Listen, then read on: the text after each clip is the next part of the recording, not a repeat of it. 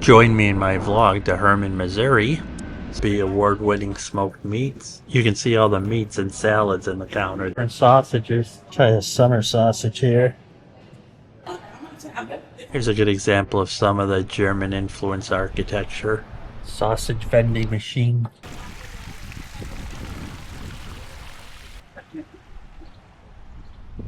So now we're coming up at Blackshire here. This is a distillery as well as a winery, and you can see the vines there. Is that possible? This is Polly's still house. We'll go inside here in a minute. I'll pause this sign here so you can take your time reading it. These buildings have so much detail and character to them. This is one of the tasting rooms. You can see it's all set up here. This one looks to be set up for a whiskey tasting. This is the outdoor patio area overlooking the vines in the back. Walking down here, probably not a great way to get down here. Right along the river or creek here. Blackshire Distillery. They actually have barbecue here too. Wagon Works Barbecue. Not sure if this one was open today or not. Old sundial there. And this old wagon here just to add a little character to the area. Across the street is Mill Brewery here. Got a cool old brewery sign there. Live music. Let's go inside. Just walking inside, this has a very rustic look to it, which is very fitting.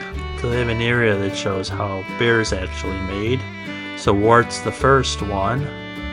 Cooling here is the second one, or the second step. You can see all the machinery there. Fermentation is the next one, with the big stainless steel vats there. Here's the next step here. And then it's down to completion where they put it into kegs, which you can see right there. Beer garden out back. They have cornhole and a bunch of tables. Looks like they got a bar back there too. Here we're at the beer hall.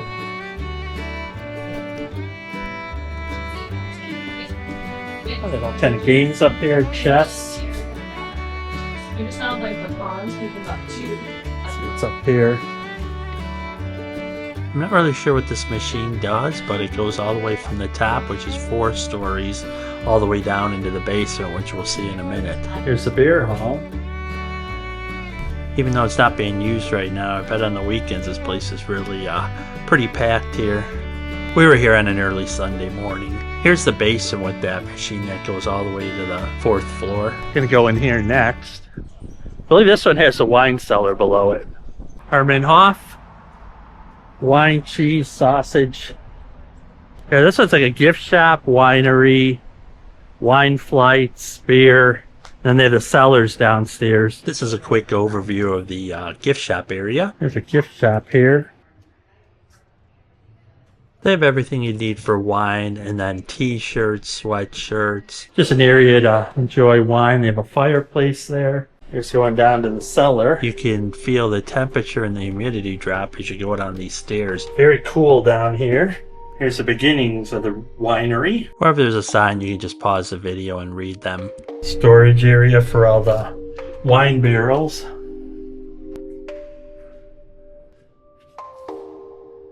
The brewery beginnings. This building and the cellars were built in the early 1800s. It's really cool down here.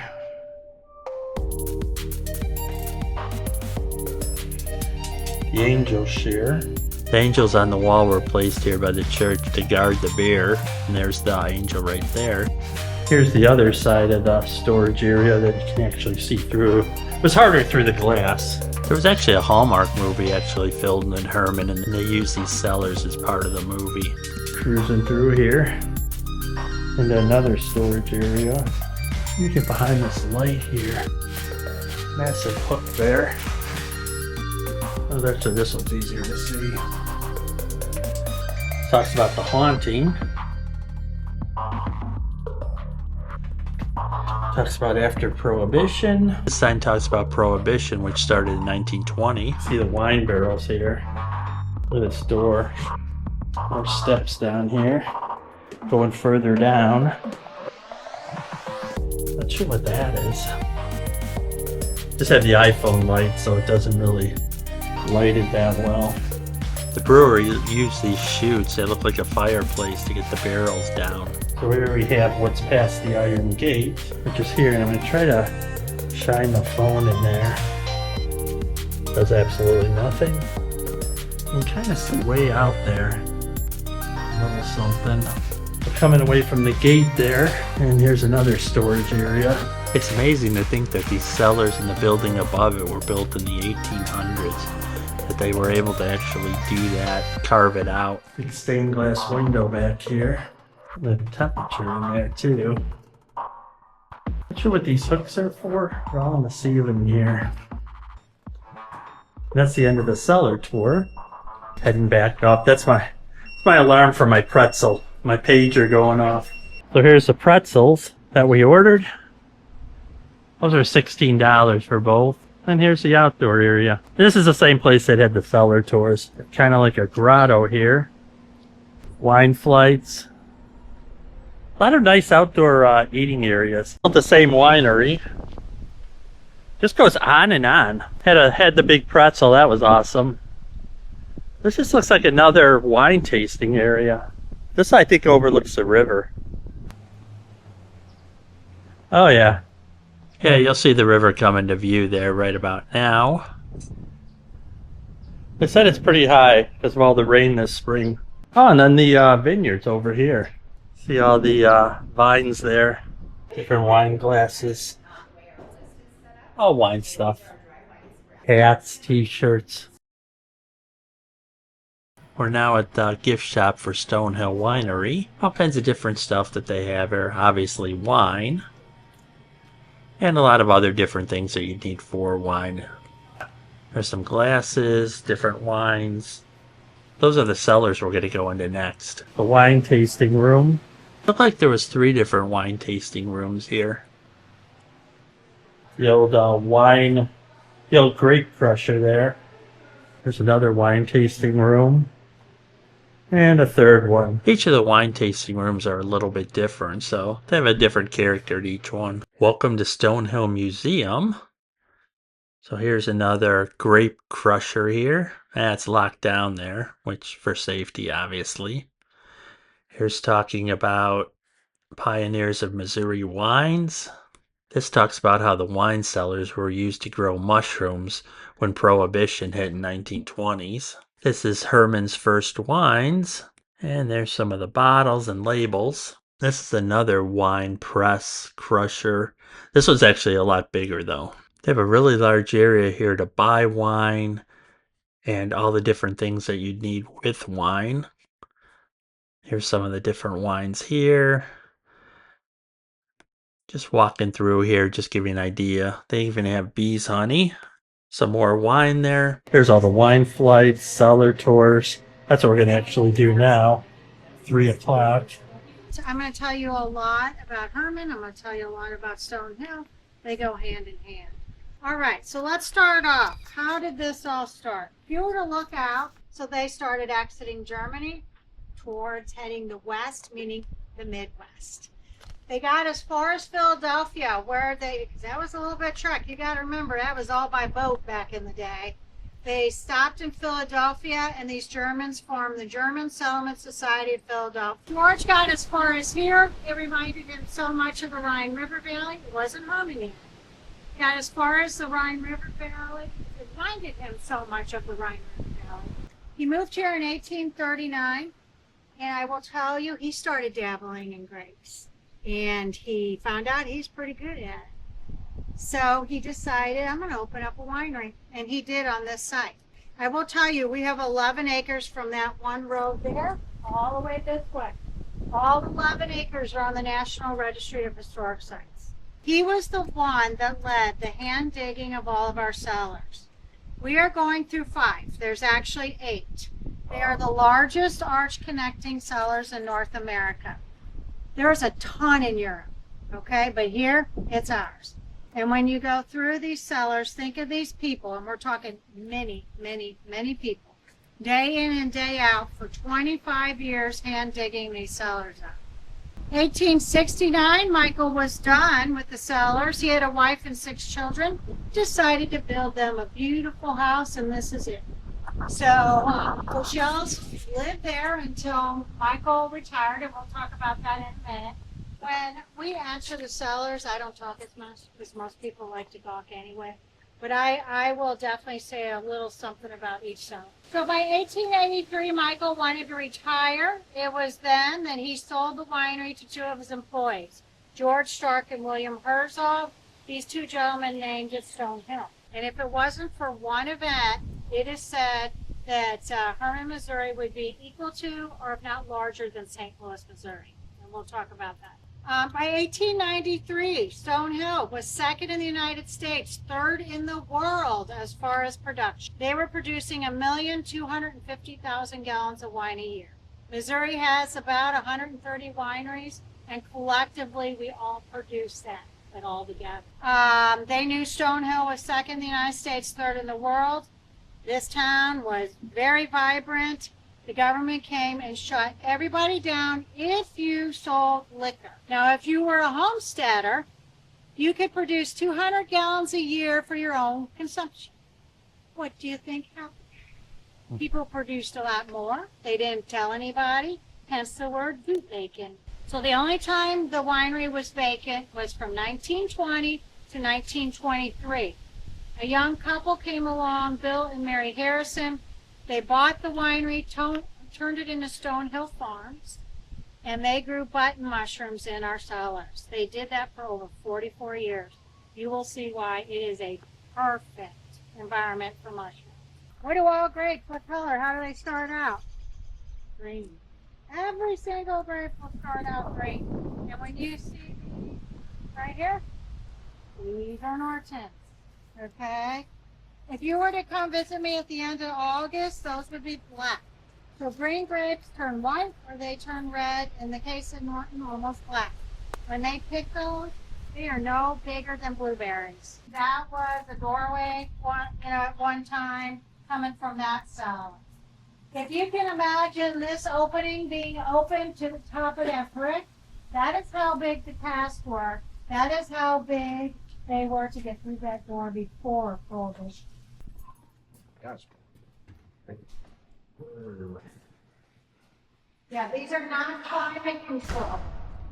In the summer, they're having, but I can tell you in the winter, you all wear layers. It never freezes, but it gets pretty cold. If you were to look up and see those cutouts, those pellets I was telling you about, these have been dark for a very long time. They didn't get electricity in these cellars till the 1970s. So this is a picture. This is a 60-gallon barrel. That's an average size barrel. We have some smaller, we have some larger, but look at the size of the cask back in the day. So you have to remember all the people that have come before you, okay? These have always been open to the public. Even when it was a mushroom farm, the Harrisons opened it up for field trips. Now let's talk about this cellar. It is called the Apostle Cellar for a reason. There are 12 archways in this cellar of various sizes. Before Prohibition, Stonehill Winery had 12 very special casks. They were about 2,500 gallons. And filled them with wine, hired 2 German wood carvers, and those artists carved out each of the 12 apostles on 12 special casks. They were life size. They put them in those archways for the public to view, just like you are now. Sad thing is you're not seeing them, are you? So when the government came through, they destroyed the vineyards, they destroyed the equipment. So Stonehill had about a year, before Prohibition went into effect, 1920. They wanted to try to save these works of art. So after all the wine was destroyed out of all those casks, they disassembled those casks. They marked them for reassembly, put them on the train at the Hermann train station. So at this time, this would have been before 1920, we had boat and we had railway. Their hope was that those casks would get to Germany for safekeeping. Proved too big of a hope. And our journey proved too long, too harsh, and they disappeared. I will tell you the Houds have been looking for them since the late 60s. They have gone all over the world, and they have come up empty. Currently, we use 3 kinds of wood. Missouri has 5 cooperages that pretty much supply all the United States and Europe with Missouri white oak. The Radeau barrels are going to be from Hungary, so Hungarian oak or French oak. They are imported in. We can reuse our barrels, which is huge, and they will use them until they're practically falling apart, because as you can imagine, they've gotten pretty expensive. All right, I'm going to turn off a light. There's still a light that stays on. I'm just letting you know. Come on up.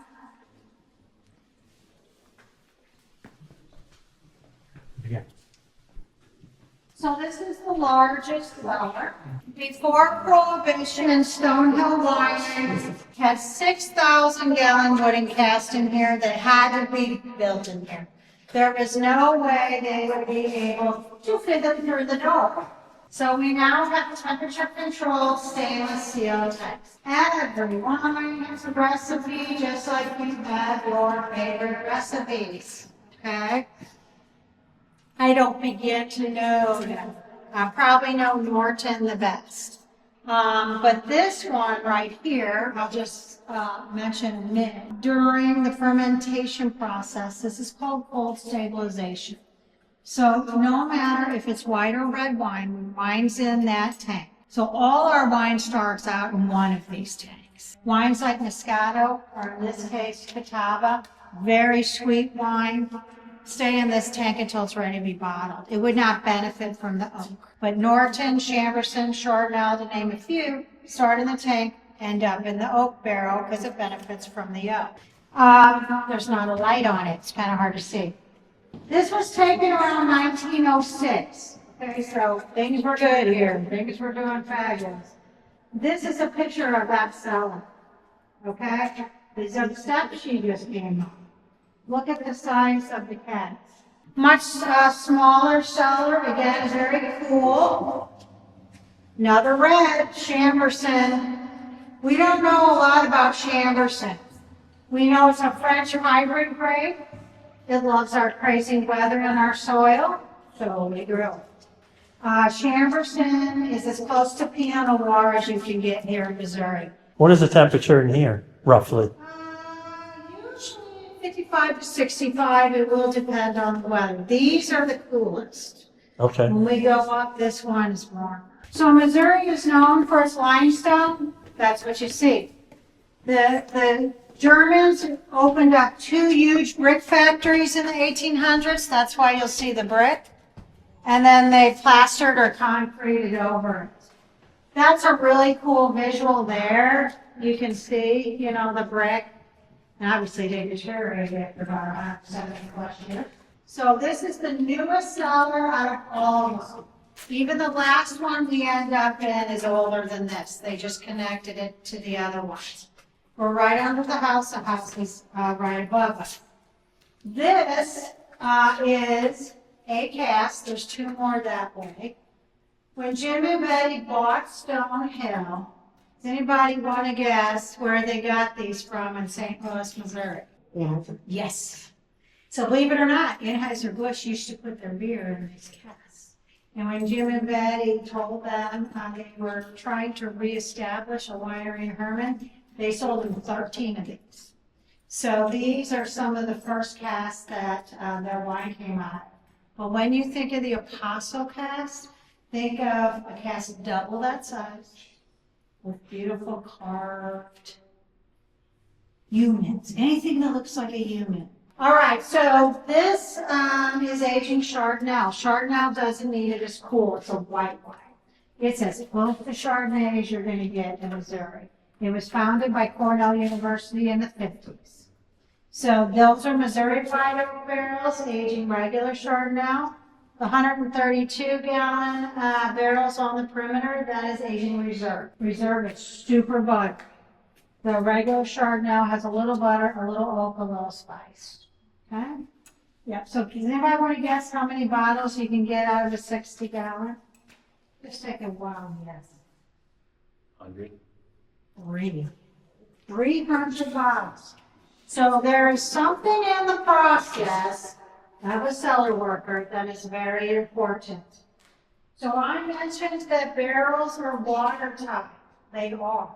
They are not airtight. They breathe just like you and I. So every time a barrel is used, the wood gets thinner and thinner and thinner. So where the heck does the wine go? In this case, you have to remember that red was the big wine back in the day. We're celebrating 179 years this year. Look up there and tell me what you see. This is a newer cellar. That's red wine. After about 170 plus years, it turns brown and then black. So whatever you're seeing is evaporated red wine. This is the cellar that the Harrisons gave Jim and Betty for really cheap rent, and I see why. It's pretty small.